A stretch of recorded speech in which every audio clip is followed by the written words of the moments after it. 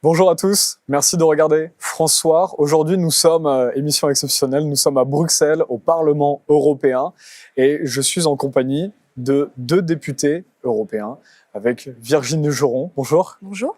Et Francesca Donato d'Italie. Bonjour.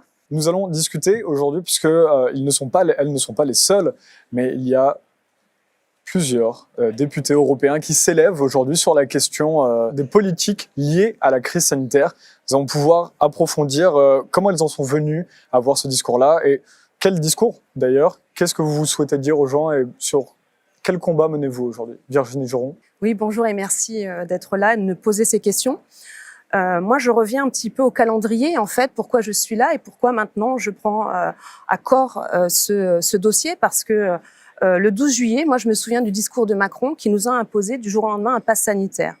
Et nous avions eu ce dossier aux votations et nous étions positionnés contre. Et c'est parti de là, en fait. C'est-à-dire que nous avions pris cette décision, nous avions voté contre le pass sanitaire, le certificat vert en Europe, et puis tout s'est découlé à partir de cette décision. La mise en place d'un pass sanitaire qui se révèle être un pass sanitaire de vaccination obligatoire, on le voit encore aujourd'hui.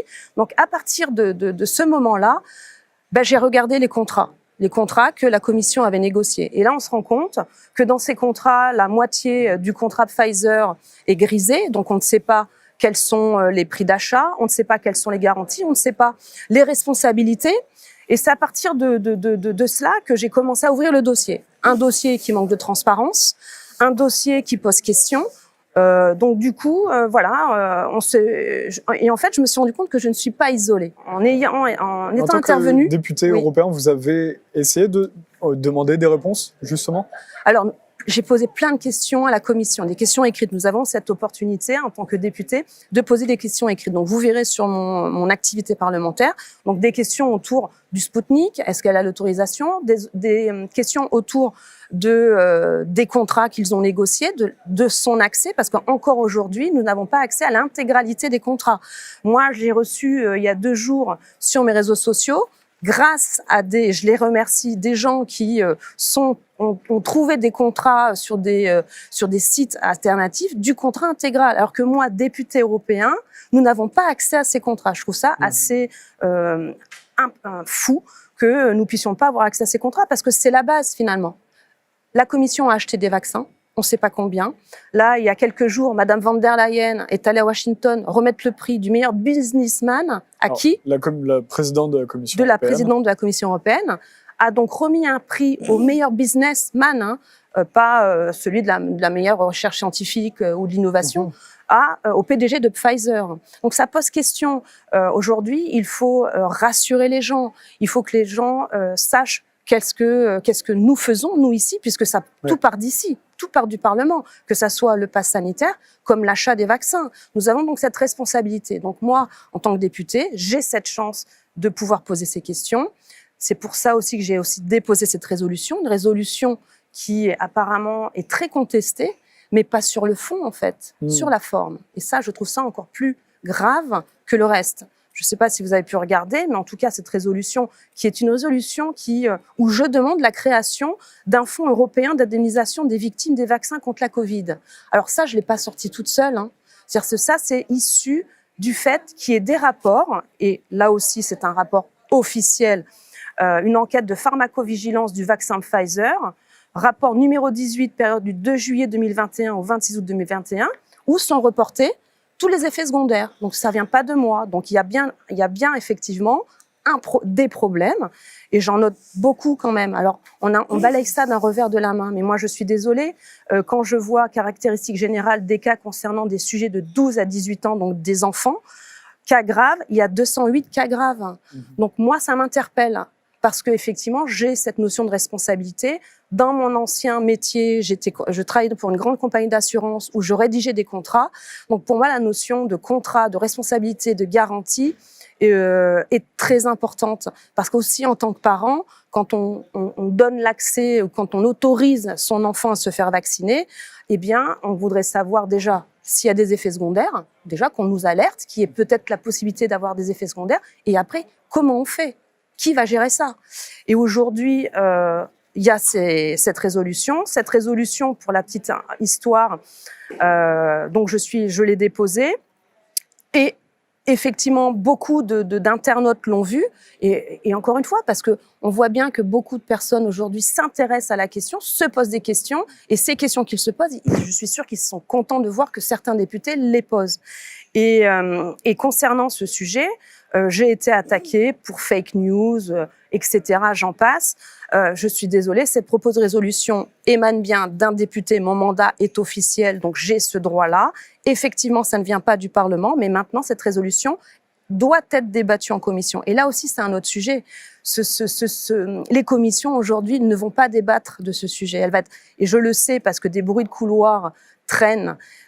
Et c'est pour ça qu'il y a toute cette effervescence autour de ce sujet, parce qu'aujourd'hui, le secrétariat des commissions qui devraient regarder ce sujet ne sont pas au courant, en fait. Ils disent qu'ils ne l'ont pas reçu. Les députés qui sont dans ces commissions, pareil, ils ne veulent pas ouvrir le dossier. Donc, on revient encore une fois sur ce manque de transparence que j'ai donc, qui a été le déclencheur de mon action. Et juste avant de donner la parole à Madame Donato, par rapport aux contrats, vous parlez beaucoup de ces contrats-là. Nous, on a eu plusieurs experts qui ont passé leur vie à rédiger notamment des contrats aussi pour l'armée et qui se disent, comme vous, choqués par ça. C'est quelque chose dont on parle très peu finalement en société, des contrats. Quand on parle du Covid, je sais pas en Italie, mais en France, on parle très peu des contrats. Vous êtes juriste à la base, vous avez une formation en droit. Est-ce que vous pouvez juste expliquer aux gens qui, ou même à nous qui ne vivons pas dans cet esprit de contrat au quotidien, l'importance de ces contrats et les incohérences là? Bien sûr. Donc déjà, la première chose, on se rend compte que finalement, la Commission a décidé sans appel d'offres de l'achat de ces vaccins. Déjà, c'est la première entorse. D'habitude, quand ce sont des autorités publiques, on passe par voie d'appel public, marché d'offres. Donc, c'est-à-dire qu'il y a des règles bien établies et ensuite, il y a concurrence entre ces fournisseurs. Déjà, ça, c'est la première entorse. Ensuite, sur les clauses. Alors, effectivement, c'est très juridique, mais on le sait très bien, quand on achète quelque chose, il y a des clauses, et la première clause, c'est ça le plus important, parce qu'en fait, nous avons fait appel aussi à un cabinet juridique, et pour eux, cet avis juridique, c'est que ces clauses sont nulles. Alors, il y a 3 points très importants, et je vais vous les donner. Pourquoi elles sont nulles? Parce que, les fabricants ne garantissent pas un minimum d'efficacité des vaccins vendus. Donc, dans le contrat, il y a déjà cette clause qui ne figure pas. C'est-à-dire qu'on achète quelque chose et finalement, on ne sait pas si c'est efficace. Donc ça, c'est déjà le premier point noir. Le second... Donc là, vous revenez sur la notion d'expérimentation du vaccin. De facto. D'accord. De facto. Puisque... Donc on peut le dire, parce qu'aujourd'hui, on a beaucoup de gens qui viennent de la société civile ou tout ça, qui nous disent, en France, ça, je ne sais pas comment c'est en Italie, mais on vient de nous dire, dès qu'on commence à dire, on essaie de créer du dialogue, on essaie de parler, on dit, bah oui, donc c'est la base, c'est que c'est quelque chose d'expérimental, phase 3 de test, et on leur dit à ces gens, bah non, tu n'es pas expert, c'est une fake news. Vous dites, c'est pas une fake news. Hein. Alors, moi, je le dis pas comme ça, parce qu'effectivement, je suis juriste, donc je regarde ce qu'il y a dans le contrat. Ce qu'il y a dans le contrat, c'est que, normalement, dans un contrat, en bonne et due forme, il devrait y avoir, et ça c'est donc, je peux vous transmettre toutes les données, que les fabricants ne garantissent pas un minimum d'efficacité. Donc ça veut dire qu'effectivement, s'ils ne garantissent pas, c'est pour moi qui est la base du contrat, ça veut dire que le vaccin, effectivement, à contrario, n'est pas efficace. Donc on achète quelque chose finalement qui est potentiellement n'existe pas. Donc ça c'est un premier point. Le second, parce que les fabricants n'assument aucune responsabilité en cas de dommages causés par les vaccins vendus. Donc, ils ne garantissent pas un minimum d'efficacité. 2, ils n'assument aucune réelle responsabilité en cas de dommages causés par les vaccins vendus. C'est bon, ils sont quand même bons les contrats, ils sont vraiment en leur faveur. Et 3, parce que ce sont les États membres, donc les contribuables, qui sont les acheteurs des vaccins, qui doivent finalement assumer toute la responsabilité et les conséquences en termes de dommages ou d'inefficacité. Donc voilà un petit peu ce que la Commission a négocié. Donc, et ça, c'est un avis juridique d'experts, parce qu'en plus, ces contrats sont soumis au droit belge. Donc ça, ça c'est aussi important à souligner. Donc, en gros, on se dit que pour la confiance du public, pour nous, il est essentiel que les fabricants assument leurs responsabilités et garantissent surtout l'efficacité et la sécurité des vaccins, ce qui n'est pas le cas inscrit dans les contrats. Donc pour moi, c'est pour ça que je reviens même après tout ce temps-là, après les contrats, parce que pour moi, c'est la base. Et surtout quand on sait, et je reviens encore sur cet événement qui pour moi, j'ai cru que c'était une fake news du Gorafi quand j'ai vu que Madame van der Leyen allait à Washington remettre le prix du meilleur businessman, parce que même lui, un an à l'avance, sait qu'il va y avoir 4 milliards de doses pour lutter contre la Covid. Donc je me dis, finalement, pour savoir un petit peu ce qui va se passer demain au Parlement, il faut qu'on écoute le PDG de Pfizer, parce qu'apparemment, il sait on aura encore des problèmes liés à la pandémie l'année prochaine, puisque déjà, ils sont en train de travailler pour 4 milliards de doses à venir. Bien sûr. C'est intéressant. On reviendra sur cet épisode-là et sur les contrats juste avant. Donc, madame, pardon, on a pris 10 minutes pour l'instant. C'était important de comprendre. Est-ce que vous, en Italie, vous battez également contre ces contrats, ou est-ce que c'est plus large ou sur d'autres sujets? En Italie, il y a presque le même problème qu'on voit en France. La situation sociale, sanitaire, économique est très, très grave. Il y a beaucoup de préoccupations parmi les gens, parmi les médecins, parmi les juristes. Mais selon moi, il y a des questions qui n'ont jamais eu aucune réponse. On a posé des questions précises à la Commission auxquelles elle n'a jamais répondu avec clarité et complètement. Il y a, comme ma collègue a bien dit, un absolu manque de transparence. D'abord sur les contrats, pour les raisons qu'elle a très bien expliquées, mais aussi sur la composition des vaccins. D'accord. Parce qu'il faut rappeler que la composition des vaccins qu'on connaît est celle déclarée par les producteurs. Et jusqu'à aujourd'hui, personne, aucun laboratoire, aucune entité, aucune agence officielle a eu la possibilité d'examiner le contenu des flacons. Et cela est drôle. Cela n'est pas normal, selon moi, au moment où la responsabilité pour les effets secondaires est totalement en charge aux citoyens, aux États et à aucune autre personne, parce que rappelons qu'en Italie, par exemple, mais je pense aussi en France, les médecins vaccinateurs sont totalement exemptés de responsabilités pour les effets secondaires qui arrivent des vaccins. Et ils sont les seuls sujets qui ont l'autorité pour donner l'exemption aux personnes pour lesquelles les vaccins sont contre-indiqués suivant les indications des mêmes producteurs. Alors, il y a une situation où les personnes qui, selon leurs médecins spécialistes, ne devraient pas être vaccinées parce qu'ils vont face des risques trop hauts, sont quand même vaccinées forcément parce que personne leur donne l'exemption. Parce que les seuls sujets sont les vaccinateurs et ils ont reçu l'instruction de ne pas donner l'exemption à personne. La responsabilité pour les dommages provenant des vaccins qui sont documentés, parce qu'en Italie, il y a au moins 2 sujets qui sont morts après les vaccins, qui ont reçu par le tribunal la déclaration de lien causal entre le vaccin et la mort. Bien, après ça, le gouvernement a introduit l'immunité pénale pour tous les sujets vaccinateurs. Alors, il n'y a pas de responsabilité des médecins vaccinateurs, il n'y a pas de responsabilité des producteurs, il y a seulement une responsabilité de l'État qui est toutefois très difficile à obtenir comme garantie parce que les moyens pour démontrer les liens causaux est très, très difficile. Ce problème-là, les gens devraient se poser des questions par rapport à cette irresponsabilité. C'est cela que vous pensez? Mais encore, il n'y a pas la possibilité d'effectuer un contrôle de qualité sur les doses qui sont injectées aux citoyens. Et cela aussi est drôle parce que il pourrait arriver qu'il y ait des contaminations, que les doses ne sont pas préparées dans une manière correcte. Et cela pourrait causer une responsabilité quand même des vaccinateurs. Parce que si le vaccinateur a des responsabilités dans la préparation des doses, dans la administration des doses aux sujets qui ne sont pas, pour lesquels elle n'est pas indiquée, ils vont répondre selon la loi.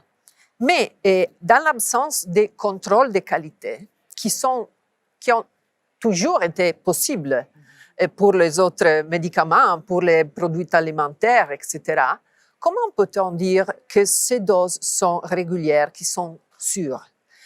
En effet, en Japon, on a vu qu'il y a été un cas de retraite de 2 millions de doses de vaccins Moderna après que les laboratoires du Japon les ont examinés et ont retrouvé des éléments contaminants dans les vaccins, saignement métalliques, des substances métalliques. Et ils ont retiré 2 millions de doses parce qu'elles n'étaient pas sûres pour la santé. Alors, en Europe, qui est-ce qui garantit la santé des citoyens en face de ce risque? Personne. On n'a jamais reçu l'autorisation à examiner les doses et les flacons. Et cela, même si les autorités sanitaires centrales du pays, du gouvernement, ont demandé l'autorisation. Elles ont reçu une réponse négative. Mais alors là, on va vous dire que c'est des mesures d'urgence, que c'est des mesures en situation de guerre, hein, comme a dit Emmanuel Macron, en France, dans notre pays. Est-ce que ces mesures d'urgence justifient? Non, cela n'est pas possible parce qu'il n'y a aucune raison d'urgence qui peut aller au-delà de la nécessité d'assurer la santé des personnes et la sûreté des vaccins. Parce que, bien sûr, l'examen des flacons n'apporte aucun retard dans la campagne vaccinale. Elle donnerait seulement plus de sûreté. Elle serait très importante pour résoudre le problème de l'absence de confiance des citoyens dans les vaccins. La transparence, c'est la première chose. Donc alors, si on va dans votre sens, à vous deux, sur tout ce qu'on vient d'aborder, est-ce que cette irresponsabilité, c'est quoi? C'est de la malhonnêteté intellectuelle de la part des politiques? C'est de la faiblesse intellectuelle? Qu'est-ce que c'est? Je n'ai pas la réponse à cette question. Je pense que la réponse devrait être donnée par le gouvernement. Ce sont les gouvernements qui devraient dire pourquoi ils ne donnent pas cette information tellement importante. Pourquoi ils ne garantissent pas aux citoyennes des produits sûrs après une certification indépendante? Pourquoi les citoyens doivent confier dans les producteurs uniquement? Ce n'est pas la science. La science a le droit d'examiner, de vérifier, de contrôler. Alors, où est-ce la science? Donc là, vous appelez Emmanuel Macron et à venir à dire son prochain discours, c'est pourquoi est-ce qu'il y a ces autorisations? Pourquoi est-ce qu'il y a ces contrats-là? Je ne dirais pas que Emmanuel Macron. Nous, on est au Parlement européen. Comme je l'ai dit pour commencer, c'est la Commission qui a fait ces achats. C'est donc à la Commission aujourd'hui de renégocier ces contrats. Parce qu'aujourd'hui, quand vous avez donc le PDG de Pfizer qui déjà sait aujourd'hui qu'il va produire 4 milliards de doses, ne sachant toujours pas, nous, aujourd'hui, combien ils ont acheté ces doses, pour quel était et toujours le même problème sur les clauses de responsabilité. Moi, ça me pose problème de savoir qu'en même temps, avec effectivement cette pandémie, en fait l'épidémie qui repart parce que c'est aussi l'hiver et que forcément il va y avoir un petit peu, il va y avoir toute cette communication autour de la vaccination. Moi, ce qui me pose problème, c'est qu'en même temps, il y a le PDG qui annonce son chiffre d'affaires et que son objectif, c'est de passer de 34 milliards d'euros à 36 milliards. Moi, ce qui me pose problème, c'est qu'on annonce qu'aujourd'hui, par seconde, ces laboratoires se font $1000. Donc moi, voilà. C'est indécent Ouais, pour c'est vous assez. Je trouve que c'est indécent parce qu'on joue pas avec la santé des gens. Moi, encore une Ils jouent fois, avec la santé des gens aujourd'hui. j'en sais rien. S'ils jouent, en tout cas, je trouve assez cynique, très cynique, d'annoncer ces chiffres d'affaires en même temps qu'on repart sur encore une période assez difficile. Et du coup, je trouve ça cynique, voire comme le fait que Madame von der Leyen aille à Washington remettre un prix du meilleur businessman. Ça aurait été un prix de recherche, d'innovation, par rapport à la médecine, par rapport à la science. Non, là, on revient. Donc, du coup, c'est pour ça que toute cette ambiance pose question, ce problème de transparence, parce que on est tous, on a 1000 raisons de se faire vacciner, comme on a 1000 raisons de ne pas se faire vacciner. Et on a besoin, nous ici, vous êtes ici au Parlement, à Bruxelles, tout vient de Bruxelles, que ça soit ce pass sanitaire, comme ces vaccins, c'est ici, il devrait y avoir des règles de base. Respect de la démocratie, c'est-à-dire que quand je dépose une résolution, on débatte du sujet et pas que tout de suite on la mette à la poubelle. C'est ça qui se passe aujourd'hui au Parlement ? Oui, c'est ça qui se passe aujourd'hui. Aujourd'hui, on ne parle pas des sujets, on les enterre. Aujourd'hui, la semaine prochaine, 2 sujets très intéressants sur le vaccin où on apprend que effectivement, là aussi, pour moi, c'est scandaleux ce qui va se jouer la semaine prochaine. Et là, on n'entend plus personne. La semaine prochaine va être votée au nom d'un énième rapport sur le projet de budget rectificatif. Tout le stock de vaccins AstraZeneca, on va le donner en Afrique. Parce que, bon, voilà, il sert pas trop aux Européens, donc on va refourguer le stock en Afrique. Déjà, ça, moi, je trouve ça très choquant, sur le fond comme sur la forme. Secondo, un deuxième rapport qu'on aurait dû voir il y a 2 mois, où là, on apprend, et le rapport n'est toujours pas en ligne, donc on peut même pas le travailler, parce que le sujet, c'est quand même travailler ces sujets en amont pour pouvoir après faire un débat objectif et intéressant pour nous comme pour les citoyens. Et donc, le deuxième rapport, il est quand même assez révélateur du rôle du Parlement. C'est pour ça que c'est très important d'être ici avec nous. Et je pense qu'il faudra revenir plus souvent. Parce que, écoutez-moi le rapport. Quand vous voyez que ce qui va être mis au débat, c'est le rôle de l'Union européenne dans la lutte contre la pandémie de Covid-19. 2 petits points. Comment vacciner le monde ? On en est là. On en est là. Donc, pour moi, c'est très important et de débattre de ce sujet ici et d'avoir des députés comme nous, comme vous l'avez dit, d'étiquettes différentes. Parce qu'encore une fois, pour moi, et c'est ma boussole, c'est la santé. La santé, on ne joue pas à la santé. Que du coup, on fait cet entretien, mais dans le cadre de plusieurs autres. On va profiter de cette journée pour faire beaucoup d'entretiens avec différents députés de avec différents. Robrousse. Voilà. Pas citer tous les noms tout de suite, mais on verra après. Oui, donc pardon. Oui, non, mais c'est important que vous voyez aussi d'autres députés, parce qu'effectivement, les autres députés ont aussi ils appréhendent le sujet différemment, parce qu'ils ont aussi le vécu de leur État, donc ils pourront vous donner leur propre témoignage. Et c'est vrai qu'il y a un autre sujet, donc on a parlé des contrats, mais il y a aussi aujourd'hui au Parlement, c'est quand même le Parlement qui a mis en place, comme ça, le pass sanitaire obligatoire pour les députés et pour son personnel. C'est la seule institution publique qui oblige ses députés à avoir un pass sanitaire. En France, ça n'existe pas. Au Parlement, ça n'a pas été mis en place. Au Sénat non plus. Aucune assemblée représentative. En Lettonie, ça a été fait là, dernièrement. Oui, alors après, ça, c'est les extrêmes. Hein. Mais alors là, maintenant, on a ouvert la boîte de Pandore. Hein. Alors là, aujourd'hui, c'est vrai que tous les jours... L'Autriche aussi, c'est la boîte de Pandore. Là, pareil, oui, où on fait la ségrégation, vaccinés, non vaccinés. Alors, ils ont le droit d'aller faire leurs courses, mais pas d'acheter des cadeaux de Noël. Ils ont le droit d'aller faire du sport, mais pas d'aller travailler. Enfin moi, là, j'ai l'impression d'être dans un film. Hein. On pourrait encore en développer effectivement avec cette interdiction en Lettonie ou non accès au Parlement que les vaccinés.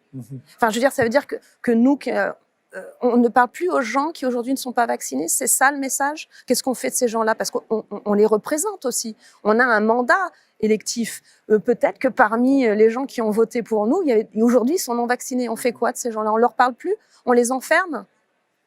Francesca, du coup, Madame Donato, est-ce que vous êtes d'accord avec ce constat-là? Vous avez des questions aussi à poser directement, Oui, je oui, crois. oui, bien sûr. Je suis totalement d'accord. Je pense qu'on assiste aujourd'hui à une étonnante violation des droits humains.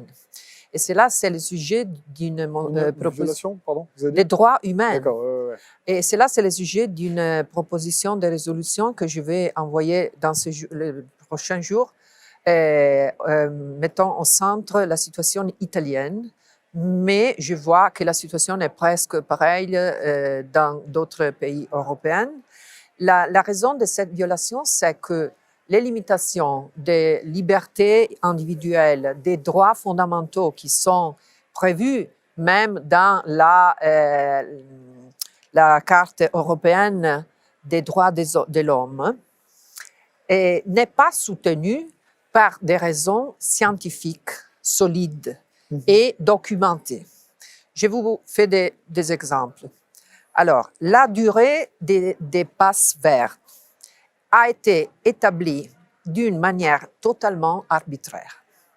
Le fait qu'on a décidé de reconnaître une possibilité d'accéder au milieu le plus différent, au travail, au milieu public ou au Parlement, pour les récupérer du Covid, seulement pour 6 mois depuis qu'ils l'ont récupéré, même si les documents scientifiques ont démontré que l'immunité des récupérés dure au moins 2 années. Alors, quelle est la raison scientifique de faire une distinction, une discrimination entre les vaccinés et les non-vaccinés qui ont récupéré et qui sont immunes certifiés, en imposant seulement aux personnes qui n'ont pas eu la vaccination la nécessité de faire des tests presque tous les jours pour pouvoir travailler, avoir une vie sociale complète, etc. Même pour les étudiants en Italie, même les étudiants de l'université sont obligés à montrer les passes sanitaires. Alors, c'est la première question. La seconde question, c'est, on a appris que les vaccins ont une durée de protection qui est au maximum de 6 mois, mais même moins de 6 mois. Parce qu'on a vu que beaucoup de personnes vaccinées s'infectent et peuvent être infectives pour les autres. Alors, les producteurs ont déclaré que leurs produits ont une durée d'efficace qui va de 2 mois jusqu'à 6 mois. Et encore, on a des passes verts qui donnent la possibilité d'accéder au milieu et de travailler aux personnes pendant 1 année, 12 mois. En Italie, maintenant, on va discuter de réduire la durée jusqu'à 9 mois. Mais alors, quelle est la base scientifique de cette limitation temporelle? Encore, on a décidé que la durée des tests moléculaires est supérieure à celle des tests rapides. Pourquoi? Si j'ai démontré que je ne suis pas infective aujourd'hui par un test moléculaire ou par un test rapide, pourquoi la durée de cette démonstration dure 2 jours ou 3 jours avec un test moléculaire et 2 jours ou 1 jour avec le test rapide? Comme ils appliquent ici au Parlement d'ailleurs. Oui. Le test de 72 heures qui il n'y a est pas de normalement... sens, il n'y a pas Voilà. de logique. Il n'y a pas de logique. Et cela signifie qu'il n'y a plus de droits. Et cela, pour nous qui connaissons, moi aussi, j'ai une formation juridique, j'étais un avocat avant d'être élu au Parlement. Cela, c'est la question centrale. Si en Europe, on n'a plus des droits certains garantis aux citoyens, même dans un moment d'émergence qui va durer 2 années, On a une émergence qui dure 2 années. En Italie, Si l'émergence, oui, si l'émergence n'est pas résolue après 2 années, cela signifie que la stratégie de contraste à la pandémie est totalement inutile. Alors, disons-le.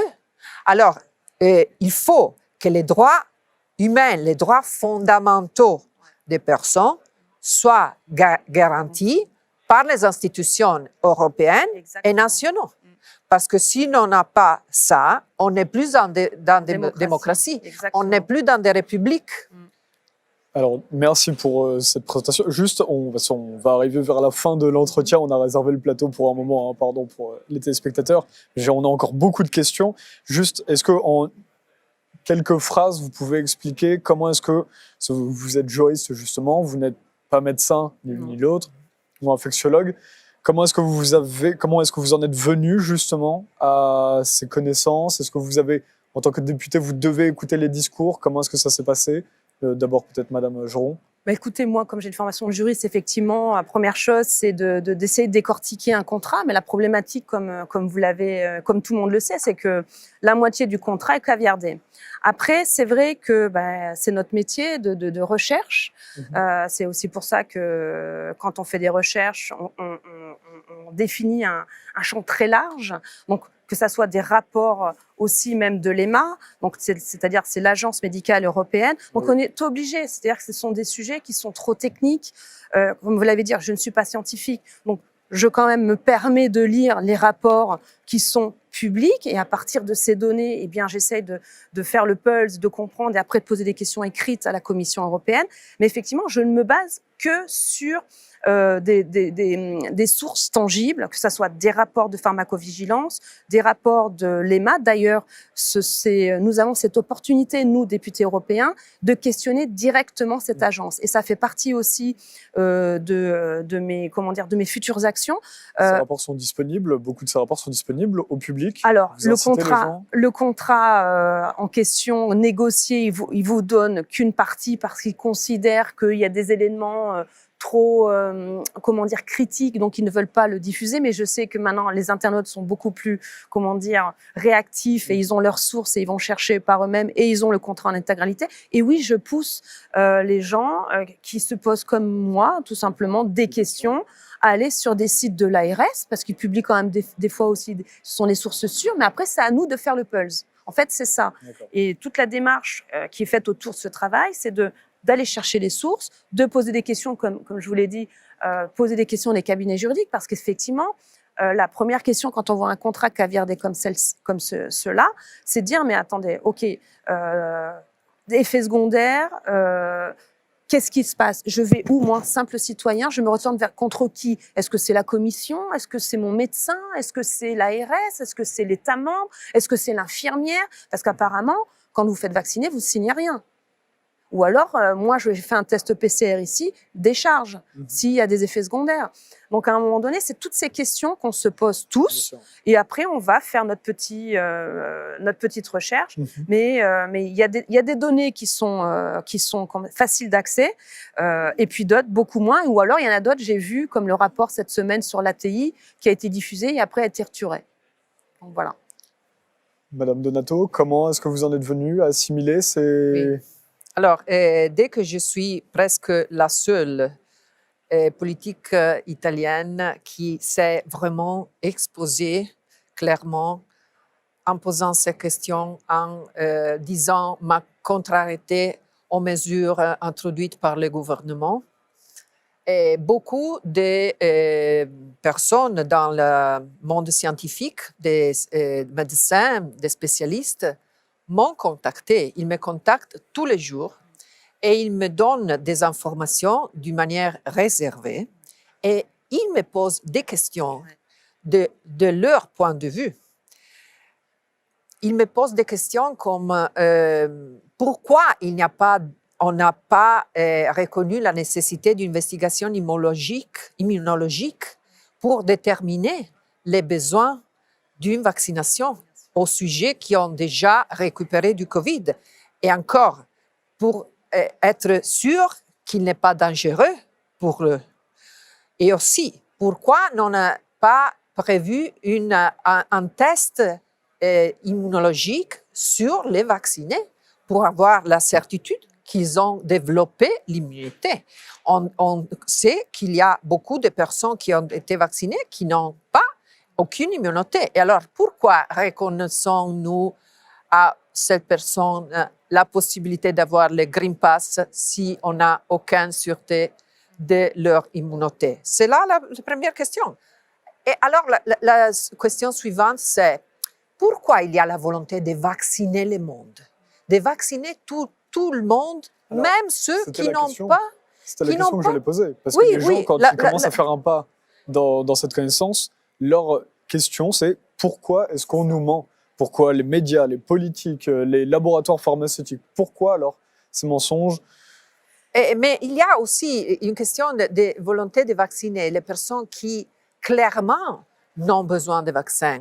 Je pense par exemple aux enfants, aux adolescents qui ne courent aucun risque s'ils Alors, sont pourquoi? sains. Selon vous, pourquoi alors? Bah, selon moi, la raison c'est peut-être économique, peut-être politique. Pour la rentabilité dont on parlait avec les bénéfices de Pfizer alors, et- Mais ce que je vois, c'est que dans le monde où on vit maintenant, les pouvoirs législatifs, judiciaires et de gouvernement exécutif ont été remplacés par les gouvernements de la finance, de la technologie et de la communication, des médias. Alors, les sujets privés qui ont le contrôle de ces secteurs, de fait, gouvernent le monde. Ils gouvernent nos mondes. Et alors, si les gouvernements élus démocratiques n'ont plus le contrôle de la situation et ils sont contraints à suivre les demandes des environs technologiques, financiers et des médias, on n'est plus dans une démocratie. On est dans une oligarchie des privés qui décident sur nos vies. Alors, c'est une question très centrale qu'il faut poser au niveau philosophique, au niveau politique. Pour compléter à ce que dit Madame Et Donato. juste, vous allez compléter juste avant, Oui, en même d'accord. temps, il y avait en 2014, on comptait près de 7000 lobbies qui gravitaient autour de la Commission européenne et du Parlement européen. Je crois que c'est un chiffre qui n'est pas en décadence. Hein. D'accord. Et est-ce que ça répond également à ce pourquoi? Je pense qu'en partie, effectivement, En ça fait, répond. ma question, c'est est-ce que le Parlement européen aussi Ah oui, mais enfin là, on parlait du pourquoi par rapport à la campagne de vaccination. Mais la question, Oui, mais c'est aussi, c'est est-ce que. au passage, la est-ce que le question- Parlement est libre aussi? Voilà, c'est ça. Est-ce qu'il y a des palais lobbies? Eh bien, moi, je me pose la question quand je vois, je reviens encore une fois, sur le fait que Madame van der Leyen part aux États-Unis remettre un prix. Moi, ça, encore une fois, je l'ai répété 2-3 fois, c'est Vous êtes choquant. au plus près, là, dans le Parlement On y européen est. pour... Et vous verrez, ici, effectivement, il y a beaucoup de lobbyistes. Ça fait partie du métier, en fait. Ça fait partie des fonctions du Parlement. Et vous verrez, si vous avez le temps d'aller sur le site du Parlement, vous avez tout un onglet sur le référencement des lobbyistes. C'est un métier officiel, lobbyiste. C'est vrai. Et ce qui est marrant, c'est que certaines commissions travaillent directement avec des lobbyistes. Donc ça, effectivement, ça fait partie du job. Maintenant, pour votre question sur c'est quoi la stratégie du Parlement européen concernant la question c'est pourquoi on veut vacciner tout le monde? Mais moi, je me pose aussi cette question quand je vois et j'ai été choquée de voir cette question en débat sur comment vacciner le monde. Est-ce que c'est le rôle du Parlement européen de se poser cette question?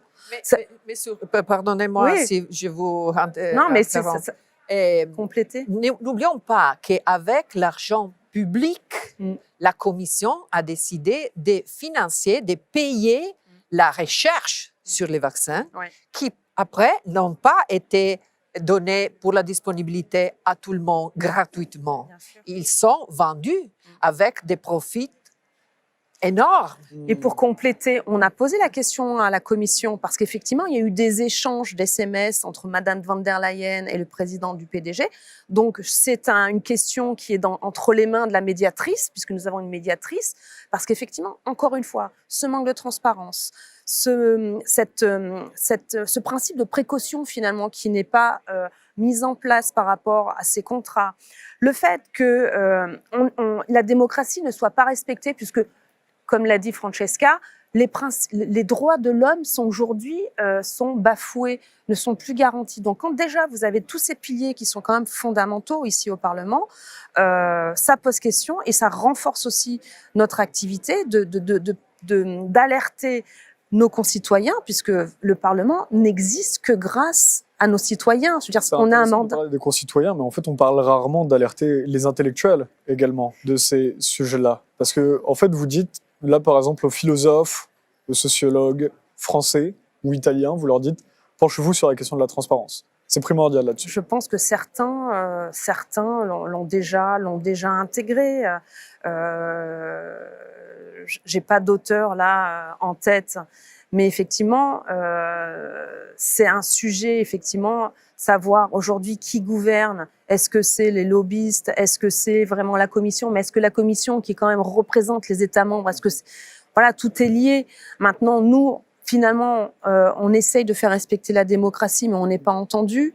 Et c'est ça qui doit alerter nos concitoyens, parce qu'à un moment donné, c'est eux qui décident de continuer à faire marcher le système. Et une question un petit peu dure oui. pour la fin aussi, j'aurais pu la poser au début. Au Parlement, les députés, vous n'avez pas d'initiative, vous n'avez pas l'initiative législative. C'est quelque chose que vous décréez. C'est une question ancienne. Mais c'est une question ancienne. Ancienne. Oui. Mais là, elle se pose aujourd'hui. Parce que quel est votre rôle si vous n'avez pas l'initiative? Alors, on a plusieurs rôles qu'on doit finalement nous chercher. Alors, juste pour conclure, après je laisserai Francesca. Alors, effectivement, on nous a fait croire qu'on avait un pouvoir, le vote. Bon, effectivement, on peut, mais vote, ça veut dire que on n'a pas le choix des sujets. Sur le choix des sujets, comme moi, c'est l'exemple de ma résolution.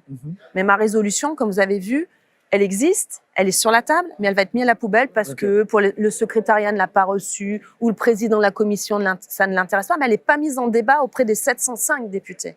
Donc ça aussi, c'est un problème. Donc nous, notre rôle aussi, et c'est ce que je pense faire avec Francesca, c'est aussi finalement, on s'approprie le rôle de lanceur d'alerte. On est lanceur d'alerte. Les députés européens aujourd'hui sont lanceurs d'alerte. Certains veulent endosser ce rôle. Moi, je pense peut-être maintenant faire partie de cette sphère-là. Et ça me va très bien parce qu'on peut pas être dans nos bureaux, dans l'hémicycle à voter et pas à un moment donné se poser toutes ces questions que je suis sûre nos concitoyens aimeraient qu'on pose ces questions. Je suis sûre qu'ici, ils étaient à notre place, ils aimeraient faire ce que l'on fait. Donc, et aujourd'hui, et je rejoins Francesca, j'ai beaucoup de témoignages de soutien, beaucoup de témoignages où on m'envoie des rapports. J'ai des personnalités en Nouvelle-Calédonie qui s'interrogent sur la vaccination obligatoire du jour au lendemain qu'on leur impose. En Guadeloupe aussi. Donc, si vous voulez, beaucoup de personnes se posent des questions. Aujourd'hui, ils n'ont pas toutes les réponses. Et c'est vrai que là, on a ouvert cette porte avec plusieurs autres députés. Et c'est ça, la démocratie.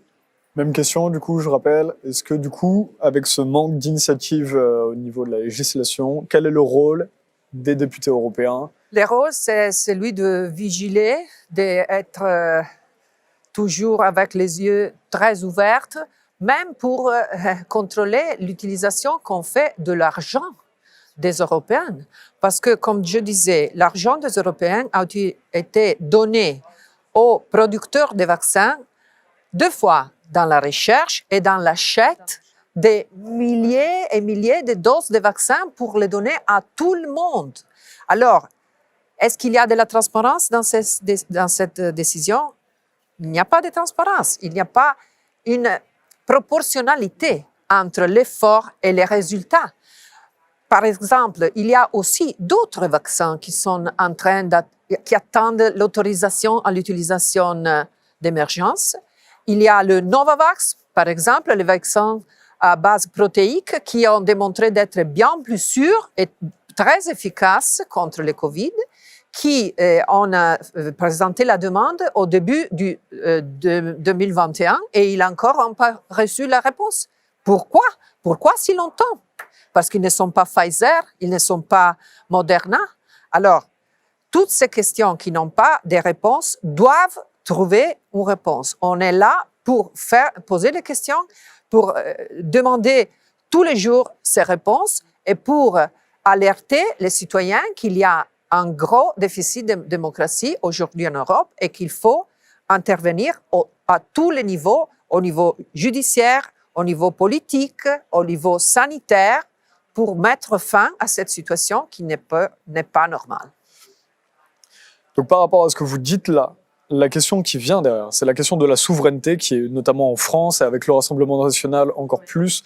En France, on parle beaucoup du problème de souveraineté de la France face justement à l'Union européenne. Est-ce que aujourd'hui, ce qu'il se passe là, et vous décriez ce manque de démocratie, est-ce que ça sert? Est-ce que les pays sont captifs finalement de l'Union européenne? Quel constat est-ce que l'on fait? Sur cette On parle quand même de plus de démocratie. Et c'est de la part d'une députée européenne. Ouais.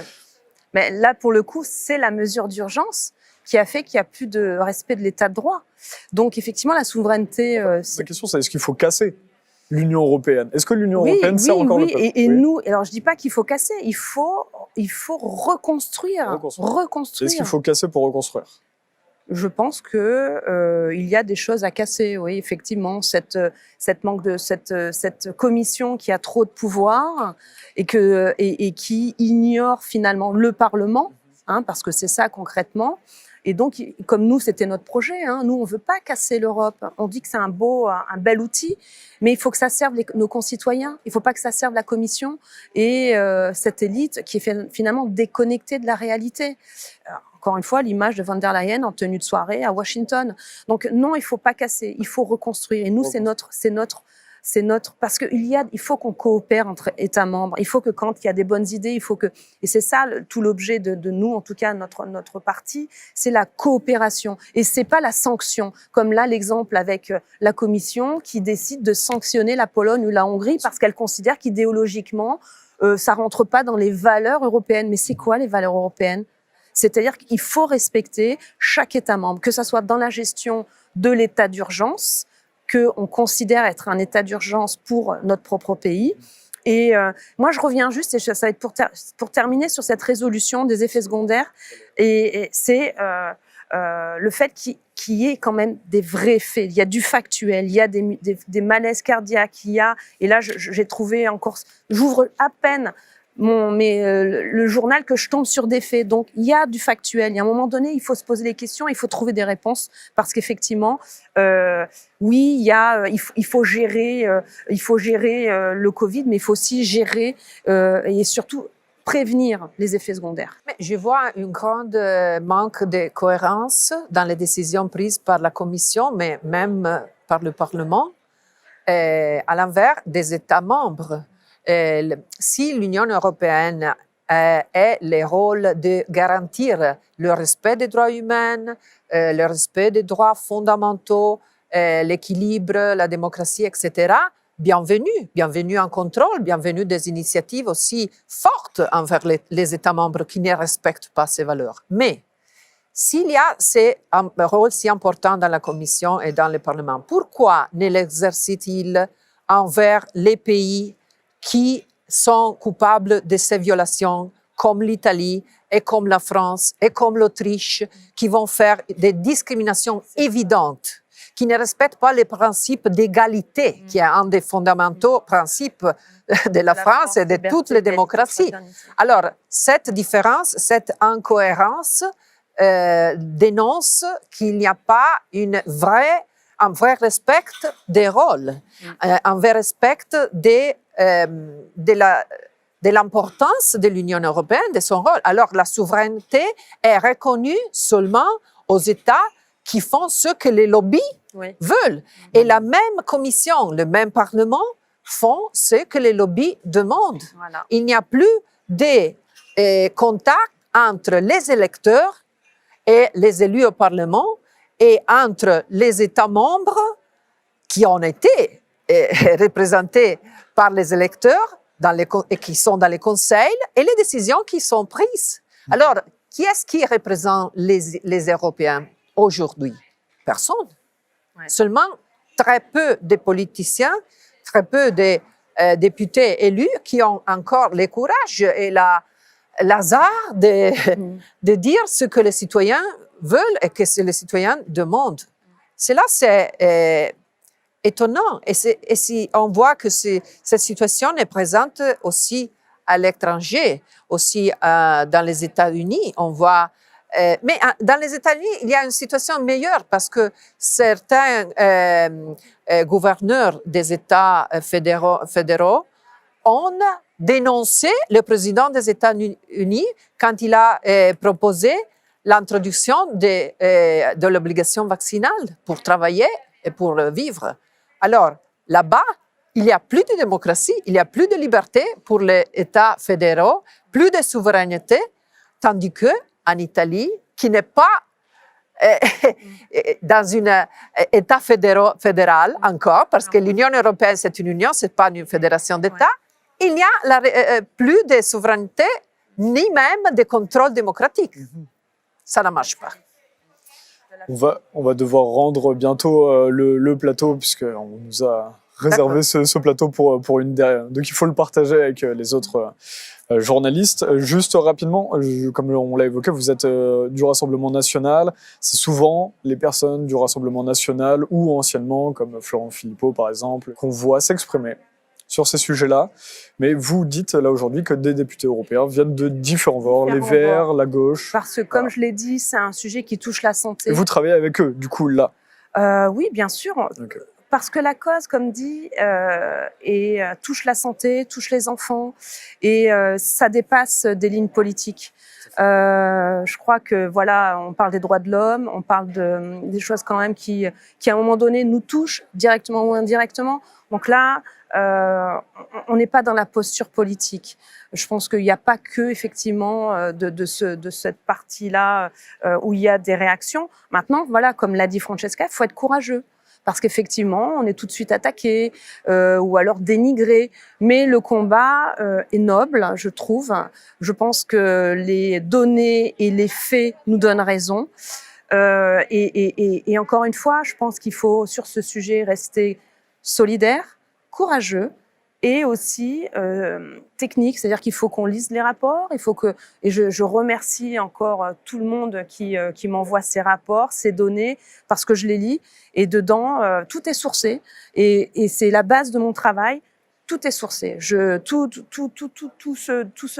les questions écrites, les résolutions, tout le travail est sourcé. On n'invente rien. C'est pas le but. C'est qu'à un moment donné, il y a beaucoup de questions. Il y a un manque de transparence. On a ce rôle-là. C'est notre travail, hein, de faire ces recherches, de poser des questions et de trouver des solutions. Les solutions, est-ce qu'aujourd'hui, c'est le tout vaccinal? Je ne suis pas sûre que ça soit la réponse adaptée. Maintenant, encore une fois, ce n'est pas mon rôle, je ne suis pas médecin, mais à partir de toutes les données qu'on m'envoie, des témoignages, et je vous remercie parce que vous faites partie des médias qui au moins donnaient la parole à tout le monde sur le sujet, j'écoute les professeurs qui viennent sur votre chaîne parce qu'effectivement, j'apprends des choses et c'est pas des personnalités qui... C'est beaucoup, des personnalités qui ont pignon sur rue, qui sont des experts. Et moi, ça m'apporte beaucoup de sources et d'inspiration pour le travail qu'on fait ici au sein du Parlement, encore une fois, qui est pour moi très importante parce que tout part de là, en fait. Merci. Virginie Joron. Merci à vous. Merci Francesca Donato. On va profiter de cette journée aussi à François, enfin au Parlement avec François pour pouvoir rencontrer le plus de députés également qui peuvent défendre l'autre discours pour comprendre également ce qu'ils peuvent. Il faut donner la parole à tout le monde, c'est le but. Donc voilà, et si vous avez apprécié cet entretien, en tout cas, vous pouvez le partager sur vos réseaux et soutenir François, qui appartient à ses lecteurs. Donc c'est françois.fr/soutien. Merci beaucoup. Alors, au revoir. Au revoir, Virginie merci. Joron. Au revoir. Au revoir. Merci encore.